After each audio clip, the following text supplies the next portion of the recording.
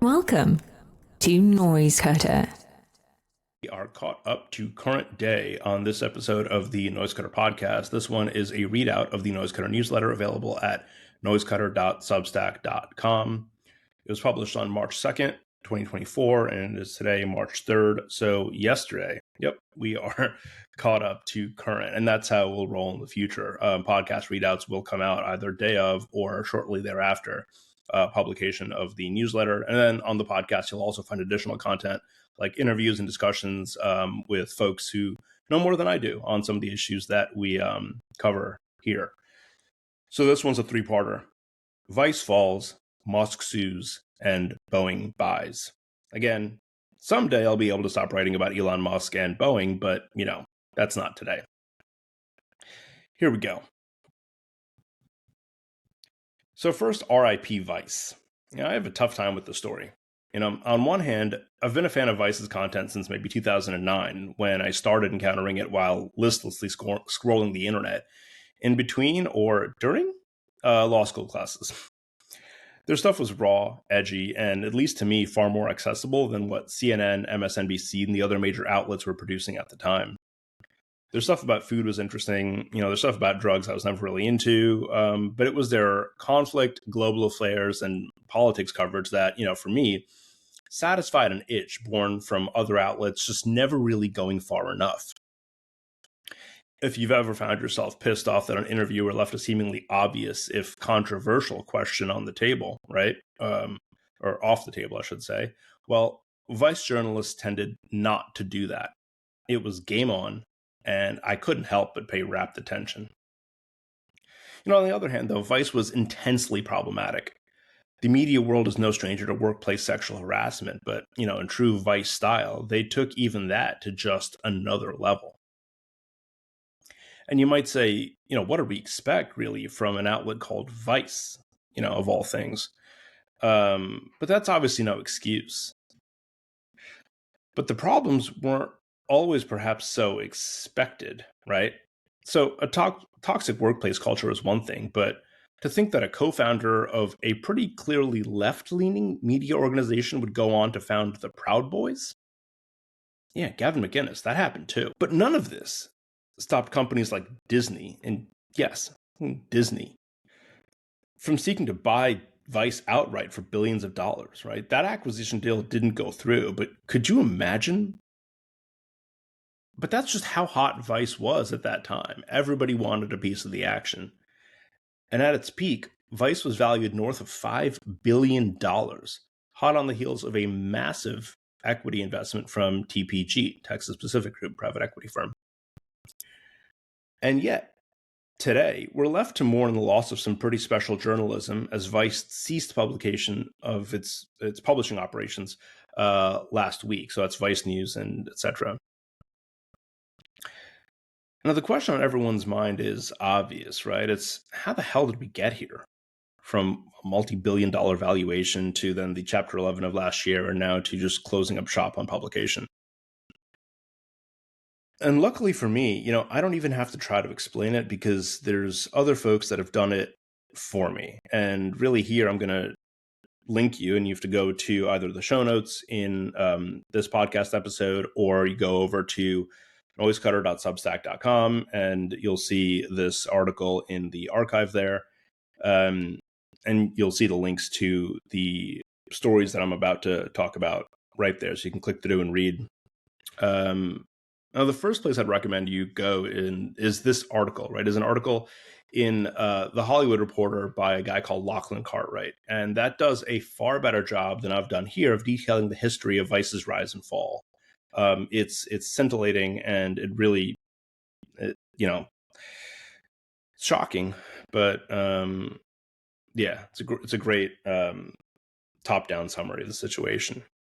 But the thing you should read next is an article in The Guardian by former Vice journalist Siren Kale.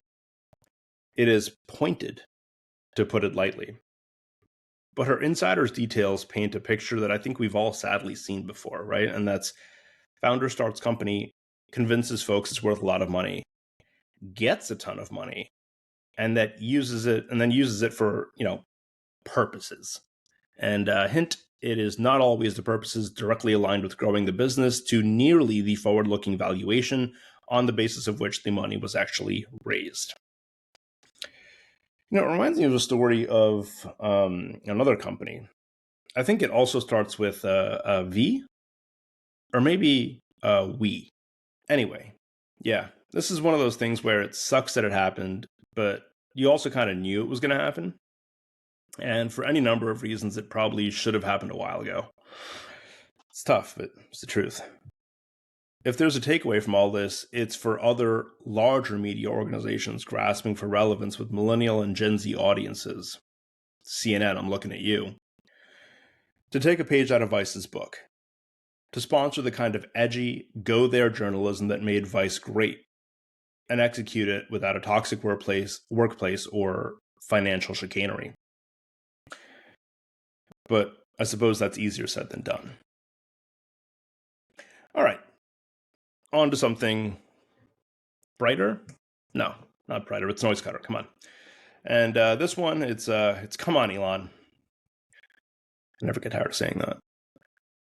It seems like Elon Musk just can't get enough of being in court. Now, in our last issue, we talked about Elon's latest corporate governance issues with his trying to move from Delaware and then making up things about Delaware corporate law. Sure. This week, Elon's on the offensive, going after OpenAI and its CEO Sam Altman on a breach of contract claim because of an alleged shift in OpenAI's goals.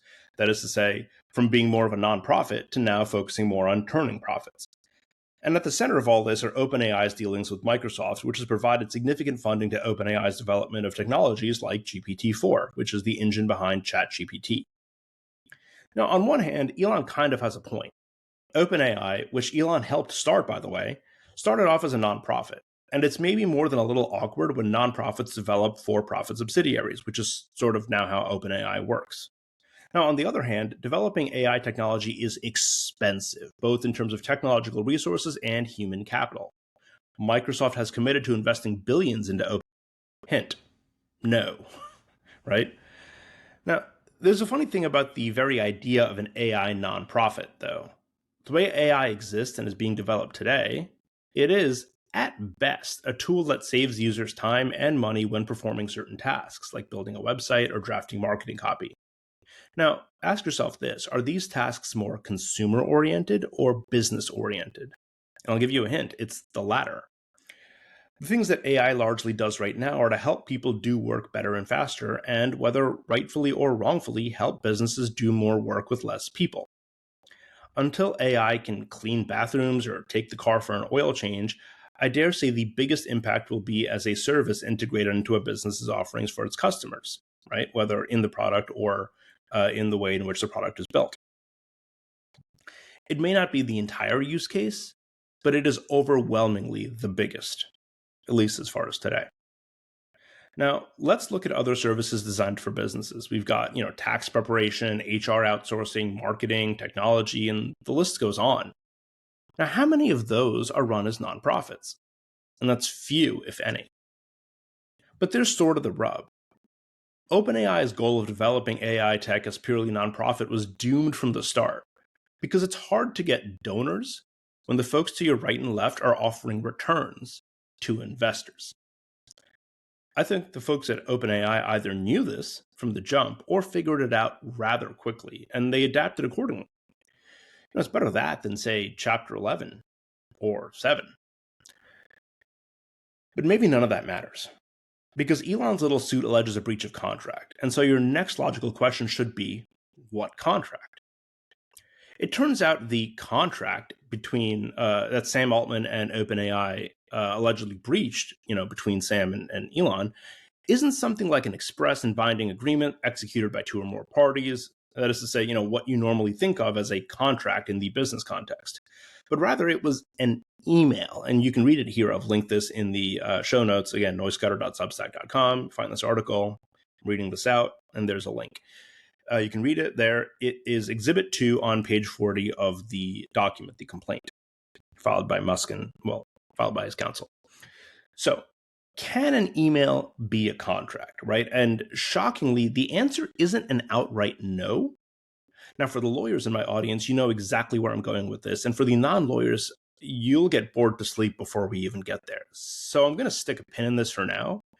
But I would expect the response from counsel for Altman and OpenAI to be really just great reading, honestly, like seriously great reading for anyone currently doing contracts in law school. So if you're in law school, you're signing contracts, or you just finished it, whatever, I would read the answer that's going to be filed, fairly shortly. Yeah, it's a good one, but read the email and tell me what you think. All right, and our last story, Boeing's 90 days. Yeah, of course it's Elon and Boeing and Elon. So just change the name of the podcast, why don't I? I wonder sometimes when I'll be able to stop writing about Elon Musk, and I wonder the same thing about Boeing. In the latest news, the FAA has given Boeing 90 days to fix their quality control issues. That's 90 days. That's 3 months. If you've ever worked on any sort of major corporate program, you've probably had the same reaction that I did, which is, what? To be clear, 90 days is a short time frame for this kind of thing. The quality issues at Boeing seem to be something of a Gordian knot. And if you don't know what that is, Wikipedia, I've got a link in the show notes. You can click and learn about that little story. It's a nice little analogy to make in certain situations. This one, extremely apt. The quality issues at Boeing are something of a Gordian knot. They're a tangle of people, processes, and policies that will all need overhauling.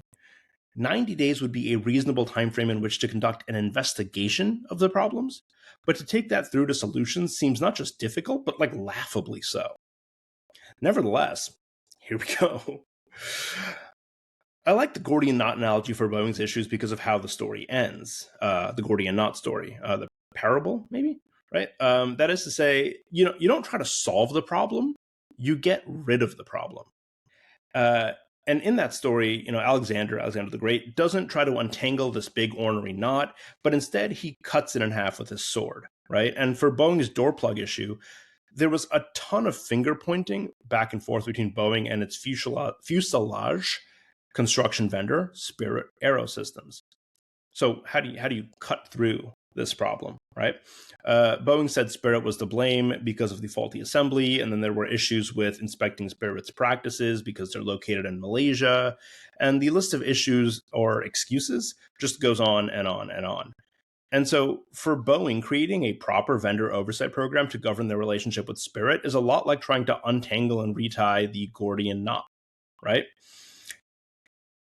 The sword through the middle of it, you just buy Spirit outright and make it a part of Boeing once again. And that's what's currently in the news. Boeing is reportedly in talks to reacquire Spirit almost 20 years after Spirit was formed out of a Boeing spin-out of its fuselage. I'll be able to say that right the first time eventually. After Boeing's spin-out of its fuselage construction operations in 2005. I'm not sure if this is more of a business school case about spin-outs and vendor management and things like that, or something we'll find in the legislative history of future regulation over the aviation industry, right? And what you can and cannot outsource. But maybe it's both. All right. And so we've got other points of interest here that, typically we don't read out on the podcast. We save these for readers of the newsletter, which you can be for free. Just go to noisecutter.substack.com, sign up there, and you can read about how Google gets hit with another lawsuit over its ad business, how the uncommitted vote could be a problem for Biden, Shein and their IPO hopscotch between the US and London, and headwinds for startups in 2024. Are they real or are they not? As always, you can go to YouTube and subscribe to the Noisecutter Podcast to get these video episodes. You can also subscribe for the audio only ones on Spotify and Apple Music. I actually think Spotify now might be supporting video podcasts. I'm not sure. It's a new world for all of us, but we'll try to do the most on as many platforms as possible. So Spotify, Apple Music, Amazon, RIP Stitcher, that one's no more. But you get the idea. Google Podcasts, YouTube, wherever you get your podcast information from. And of course, noisecutter.substack.com to subscribe and get the newsletter issues, which you'll see readouts like these of, directly in your inbox.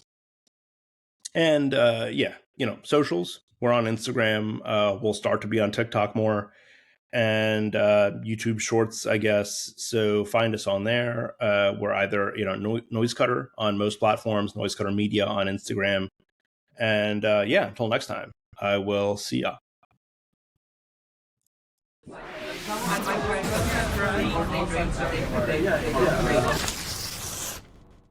The Noisecutter Podcast is a production of Titan Gray, LLC, and is hosted by me, Rex Chatterjee. If you found our podcast helpful and want to say thanks, please head over to your favorite podcast app, whether it's Apple Podcasts, Spotify, Amazon Music, or wherever else, and give us a review, leave a comment, and hit that follow or subscribe button to stay up to date on the latest. For more about our guest or this episode, head over to our website, noisecutterpodcast.com, where you'll find contact info for our guest as well as links to some of the things we talked about on this episode. If you want to reach us directly, just send an email to info@noisecutterpodcast.com. This recording is a copyright of Titan Gray, LLC, with all rights reserved. This podcast may be construed as attorney advertising, and prior results do not guarantee a similar outcome. Nothing in this podcast should be construed as legal advice, and your listening to this podcast or contacting us about it does not form an attorney-client relationship. No affiliation or relationship, including an attorney-client relationship, exists between us and our guests unless otherwise stated. For full terms of use, please visit our website at noisecutterpodcast.com.